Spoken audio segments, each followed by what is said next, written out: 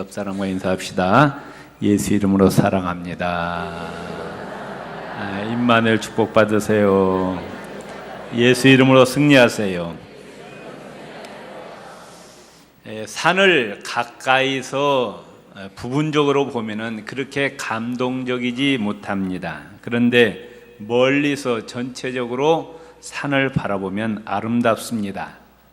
우리의 인생도 부분이 아니라 전체를 놓고 보았을 때 그 인생이 하나의 아름다운 그림이 되는 겁니다. 우리의 인생은 거대한 한 폭의 그림과 같습니다.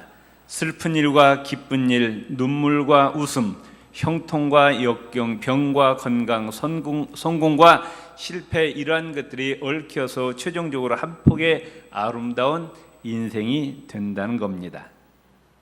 찬송가 66장을 작곡한 마르틴 링가르트 목사님이 활동하던 17세기 중반에 그 마을에 콜레라가 돌았습니다. 그래서 그 지방에서 무려 8,000명이 죽었는데 그 중에 목사님의 외아들도 그 병에 걸려서 죽었습니다.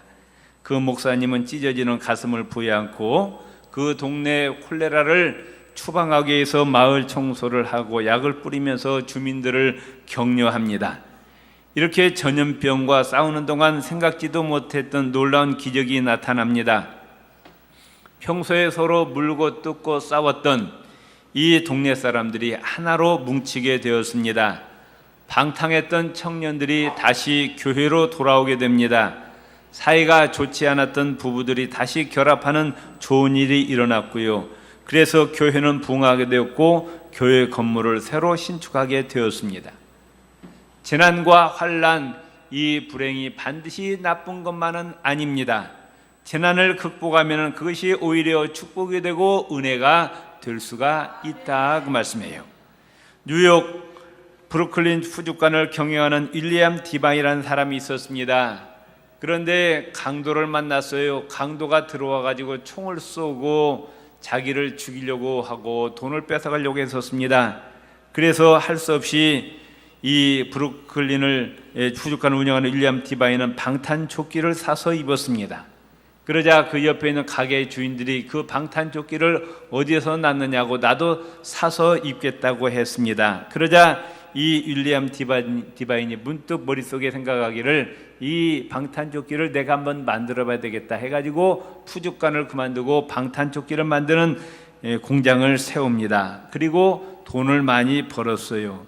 크게 성공했습니다. 어떤 사람이 물어봤습니다. 당신이 이렇게 크게 성공할 수 있는 이유가 뭐냐? 물으니까 강도를 4분이나 만났기 때문입니다. 그 강도 때문에 돈 벌었습니다. 이렇게 대답했다고 합니다.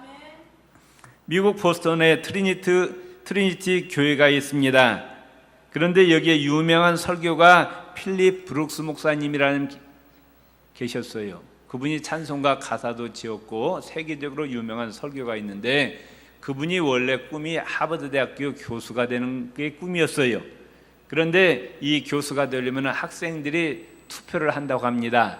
학생들이 투표해서 이분은 우리 교수로 모셔도 됩니다. 그렇게 가표가 되었는데 불행하게 그 학생들 투표에서 떨어져 버렸어요. 그래서 교수가 못 되었고 목사가 되었는데 오히려 그것이 전화위복이 되어가지고 위대한 세계적인 설교가가 되었다고 합니다. 오늘 창세기 50장의 본문도 이 요셉이 참 불행을 많이 겪었습니다. 사랑하는 아버지 야곱으로부터 사랑받고 있는데 형들의 시기 질투해가지고 애굽 땅으로 종으로 팔려갔습니다.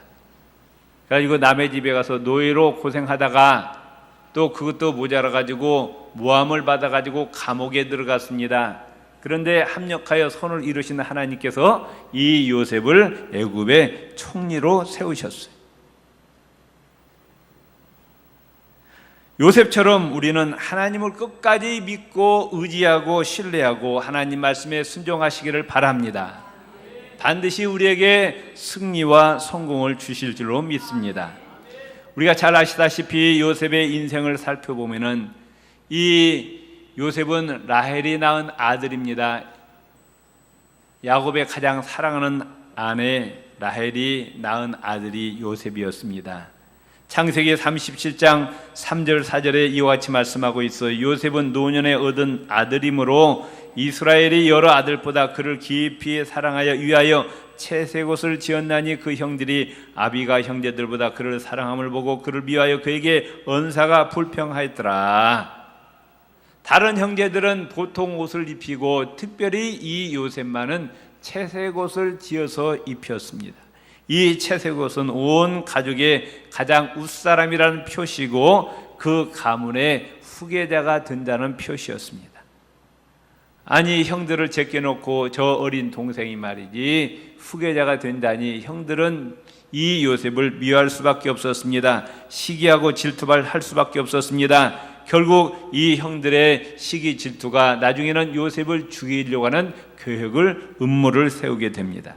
마침 요셉이 아버지의 심부름으로 형들이 양치는 것을 보자 형들은 요셉의 채색옷을 벗기고 빈 구덩이에 던져 넣었다가 다시 끌어내어 은 20개를 받고 상인 미디안에게 팔아 넘깁니다.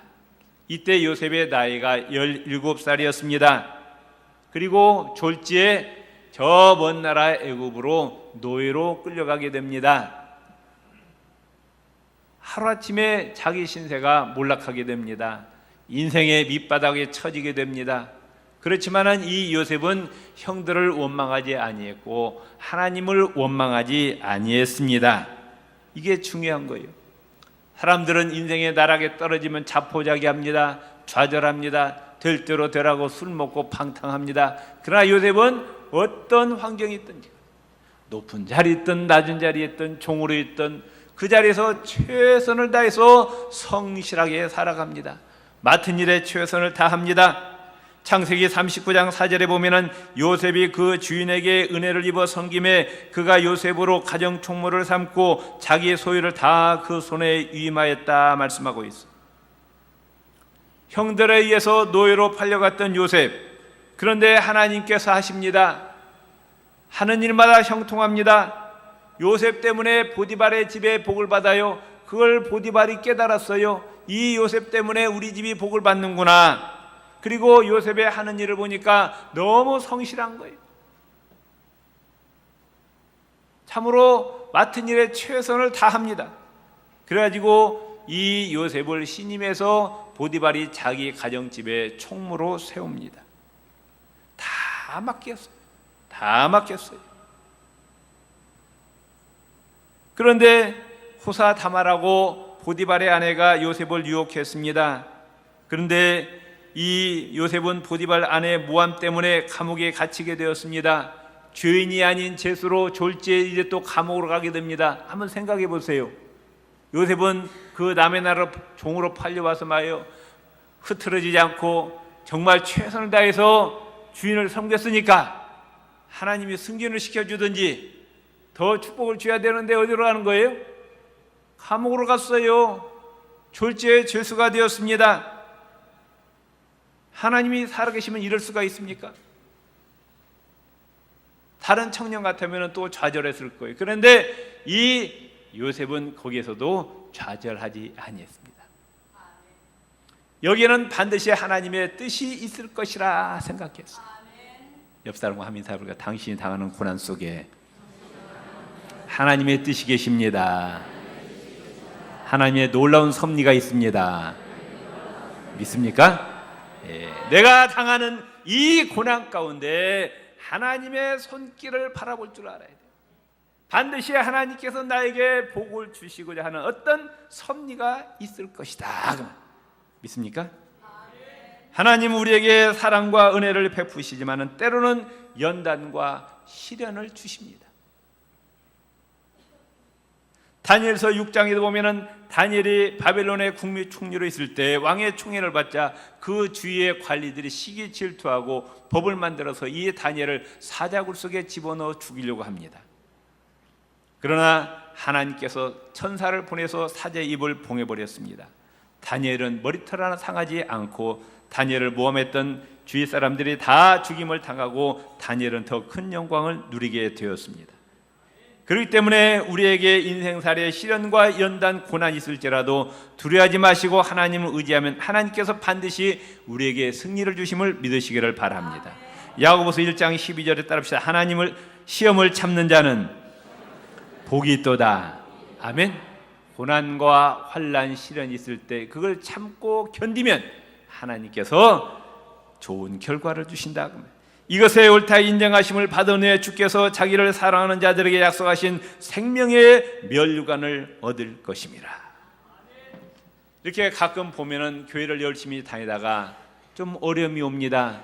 집안에 어려움 오고 직장에 어려움 오고 또 사업장에 어려움이 오면은 이런 생각을 하는 거야. 아, 하나님이 나를 버리셨는가 보다. 하나님이 안 계시는가 보다 하고 하나님을 떠납니다. 교회를 떠납니다. 하나님 말씀을 떠납니다. 절대로 이래서는 안 된다고 합니다. 그 고난 속에 뭐가 있다고요? 하나님의 손길이 있는 거예요. 하나님의 뜻하신 바가 있다고 말씀해요. 아멘. 이럴 때일수록 우리는 하나님을 떠나지 말고 교회를 떠나지 말고 하나님 말씀을 떠나지 마시고 오히려 더 하나님을 가까이 하시고 열심으로 헌신하고 충성하시기를 주의 이름으로 축원을 드립니다. 더 그러니까 밑바닥으로 내려가는 거죠. 감옥으로 내려갔습니다. 창세기 39장 20절에 보면 이에 요셉의 주인이 그를 잡아 옥에 넣으니 그 옥은 왕의 죄수를 가두는 것이었더라. 요셉이 옥에 갇혔으나. 그런데 역시 이 감옥에서도 요셉은 성실합니다. 맡은 일에 최선을 다해요. 죄수가 한번 일을 맡겨봤어요, 요셉에게. 그런데 이 간수가 자기보다 요셉이 일을 더 완벽하게 잘하는 거예요. 뭐 손볼 것이 없어요. 그래가지고 이 감옥에서도 이 요셉은 인정받습니다. 간수가 모든 옥중의 사물을 다 요셉에게 맡기는 거예요. 창세기 39장 22절에 전옥이 옥중 죄수를 다 요셉의 손에 맡김으로 그 재반 사물을 요셉이 처리했다. 아멘. 우리는 직장에서 내가 맡은 일에 사업장에서 어디서든지 간에 내가 맡은 일은 완벽하게 처리하시기 바랍니다. 다음 사람이 뒷사람이 손보지 않을 정도로 완벽하게 처리하시라는 거예요. 성실해야 됩니다. 최선을 다해야 됩니다.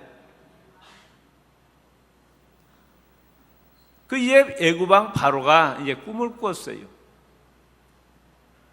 그런데 그 꿈의 내용이 무슨 꿈인지 모르겠어요.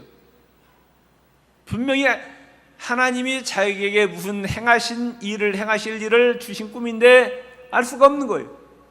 그래가지고 그 애굽의 유명한 술객들과 박사들을 불러다가 꿈을 해석하라고 했는데 아무도 해석하지 못합니다. 그때 마침 요셉하고 같이 있던 술 맡은 관원장이 복직이 되었잖아요. 바로왕에게 여차여차해서 내가 감옥에 있을 때 내가 꿈을 꿨는데 그 꿈을 해석한 요셉이란 그 청년이 있는데 한번 불러오리다 해갖고 바로에게 데려왔어요. 요셉은 바로의 꿈 이야기를 듣고 하나님의 지혜로 그 꿈을 해석합니다. 이것은 바로왕이 꾼 꿈은 하나님께서 반드시 이루실 일을 왕에게 보이셨습니다. 앞으로 7년간 이 땅에 대풍년이 들 것입니다. 그리고 7년 후가 지나면은 대흉년이 올 것입니다. 그러니까 왕께서는 지혜로운 자를 택해서 7년 풍년 기간 동안에 7년 흉년을 대비해서 식량을 저축하시기를 바랍니다. 이에 바로왕과 신하들은 하나님 신에 감동된 요셉을 놀라워하는 겁니다. 창세기 41장 39절 41절에 보면은 요셉이 이르되 하나님이 이 모든 것을 내게 보이셨으니 너와 같이 명철하고 지혜 있는 자가 없도다. 너는 내 집을 치리하라. 내 백성이 다 내 명령에 복종하려니 나는 너보다 높음이 보좌뿐이니라. 바로가 또 요셉에게 이르되 내가 너로 애굽 온 땅을 총리하게 하노라. 어제까지만 해도 이 요셉은 뭐였어요? 감옥에서 죄수복을 입고 수염 덥수룩하니 초라한 신세로 정말 비참한 인생이었는데 하루아침에 총리로 등극을 된 거예요. 이게 하나님의 역사입니다. 하나님의 때를 기다리세요. 참고 참으면 하루아침에 여러분의 신세가 뒤바뀌어집니다. 아멘. 네. 그러니까 결과적으로 보면은 이 요셉이 그 형들에 의해서 애굽 땅으로 팔려오고 감옥에 들어간 것이 저주가 아니라 축복이었다. 가만히 보면은 이 애굽의 국무총리가 되려면은 이 요셉이 애굽으로 팔려올 수밖에 없어요. 그 다음에 바로의 그 시대장이 보디발이었거든요. 그 사람을 만나야 됩니다. 그래도 감옥에 들려가면 모함을 받아야 돼요. 그 감옥에 들어가야만이 그 왕의 술 맡은 관원장을 만날 수밖에 없어요. 그래서 애굽의 총리가 되었어요. 아멘. 지금 여러분이 겪고 있는 인생의 모든 과정은 우연히 되는 것이 아니라 다 하나님의 섭리 가운데 이루어지고 있습니다. 하나님이 여러분에게 큰 축복을 예배해 놓으셨어요. 그 축복의 길로 가는데 이 길로 가야 된다 그 말씀이에요. 지금은 깨닫지 못하는 거예요. 지금 당장 내 뜻대로 안 되는 거예요. 요셉도 말이죠. 가만히 제 뜻대로 되어야 안 돼요. 계속 인생이 하강곡선을 그립니다. 나락으로 떨어집니다. 그런데 그 길이 바로 축복의 길이었다 그 말씀이에요. 아멘. 그렇기 때문에 고난과 시련과 환난을 당할 때 그 자리에도 누가 함께 하셔요? 하나님이 함께 하심을 믿으시기를 바랍니다. 내가 사망의 음침한 골짜기에 다닐지라도 해를 두려워하지 않을 것은 주께서 나와 함께 하심이라.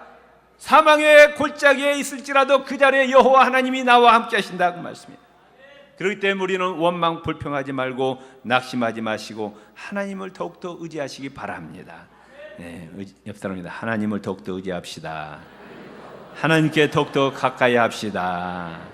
고난이 반드시 나쁜 것만은 아닙니다. 시편 119편 71절에 고난당한 것이 내게 유익이라 이로 인하여 내가 주의 율례를 배우게 되었나이다. 고난 좋아하는 사람이 누가 있어요?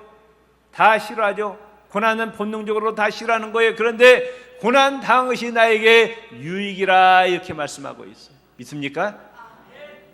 여러분 가만히 보세요. 여러분 인생이 성공할 때, 형통할 때 하나님 찾아요? 하나님 안 찾아요. 누가 잘났다고 생각해요? 내가 잘난 줄 아는 생각해요. 내가 능력이 많다고 생각해요. 내가 세상 최고라고 생각하는 거예요.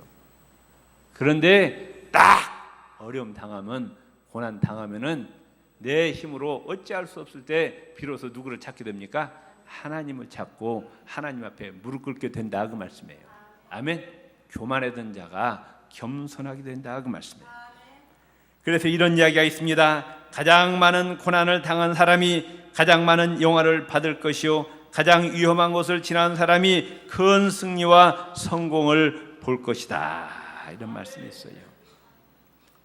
독일의 전설에 이런 이야기가 있습니다. 흉년으로 고통을 당하는 마을이 있었습니다. 먹을 양식이 없었습니다. 그래서 마을 사람들이 전부 모여가지고 하나님께 기도합니다. 하나님, 정말 올해는 먹고 살 것이 없어 너무 고통스러워요. 내년에는 빛도 많이 주시고 햇빛도 많이 주세요. 간절히 기도했어요. 하나님이 그 마을 사람들의 기도에 응답해 주셔서 그 다음에 밝은 태양을 주고 비를 주고 밝은 태양을 주고 비를 주고 밝은 태양을 주고 비를 주었어요. 이제 가을에 수확기가 되었습니다. 그런데 옥수수 줄기에 옥수수가 하나도 열려 있지 않아요. 밀 줄기에서 밀알이 없습니다. 그 다음에 잎만 무성하고 열매가 하나도 없었습니다. 아니 이럴 수가 있냐 그 말씀. 그래서 하나님께 항의했습니다. 그래서 하나님께 하시는 이야기가 내가 너희의 구하는 것을 다 주었노라. 그럼 왜 이렇게 열매가 없습니까? 너희가 태양을 달라고 해서 태양을 주고 비를 달라고 해서 비를 줬는데 너희가 폭풍을 구하지 않았지 않았냐. 바람이 불어야 폭풍이 불어야 열매를 맺는데 너희들의 폭풍을 구하지 아니했다. 농사도 때로는 바람이 불어야 잘 되는 것처럼 우리 인생에도 때로는 폭풍이 불어야 교만했던 사람이 겸손하게 되고 열매를 맺을 수가 있습니다. 인류 역사를 보면은 그 위대한 사람들 만사 형통했느냐? 천만의 말씀이에요. 고난이 보통 사람보다도 더 많았어요. 미국의 초대 대통령 조지 워싱턴은 국부라의 모든 미국 국민들로부터 존경받는 사람이었는데 그의 인생을 살펴보면 17살 때 말라리아에 걸려서 죽을 고비를 넘깁니다. 19살 때 천연두와 늑막염에 걸립니다. 20살 때 늑막염으로 고생하다가 22살, 29살 때 다시 말라리아에 걸립니다. 33살 때 인플루엔자에 걸립니다. 35살 때 이질에 걸립니다. 43살 때 이가 다 빠져버렸어요. 항상 만성 편도염 때문에 감기를 가지고 살았어요. 이렇게 종합병원이었어요. 그러니까 겸손하게 된 거예요, 사람이. 인격이 다듬어집니다.